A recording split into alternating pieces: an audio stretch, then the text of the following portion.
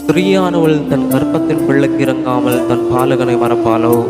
அவர்கள் மறந்தாலும் நான் உன்னை மறப்பதில்லை. பெற்ற தாய் ஒருவேளை பிள்ளையை மறக்கக்கூடும், பெற்ற தகப்பன் ஒருவேளை தன் பிள்ளையை மறக்கக்கூடும்.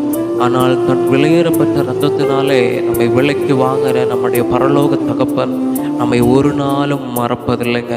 நம்ம பாவம் செய்த போதிலும் நம்மளை மறக்கவில்லை. நாம் அவருக்கு விரோதமாக துரோகம் செய்த போதும் அவர் நம்மளை மறக்கவில்லை. நாம் அவரை விட்டு தூரம் ஓடின போதும் அவர் நம்மளை மறக்கவில்லை. காரணம் என்ன தெரியுமா? அந்த அப்பா, அவருடைய அன்பு ரொம்ப உண்மையான அன்புங்க. அந்த அன்புக்கு ஈடு இந்த உலகத்தில் வேறு ஒன்றுமே இல்லைங்க. பொய்யான அன்பை தேடி, பொய்யான அன்பை காட்டி உங்களை ஏமாத்துறவங்களுக்கு முன்பாக உங்களுக்காக ஜீவனை கொடுத்து ஒரு அன்பு இருக்குதுங்க. தன் சிநேகிதனுக்காக ஜீவனை கொடுப்பதை பார்க்கலும் மேலான அன்பு இந்த உலகத்தில் இல்லை. அந்த அன்பு தான் ஏசப்பா தந்த உண்மையுள்ள அன்புங்க. அந்த அன்பு தான் உங்களுக்கு ஜீவனை கொடுத்துச்சு.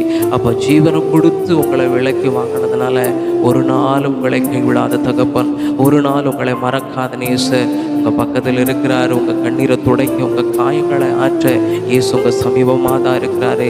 என்னை கேட்குறதா அன்பான தெய்வ பிள்ளையே, ஒன்றையும் குறித்து கவலைப்படாத.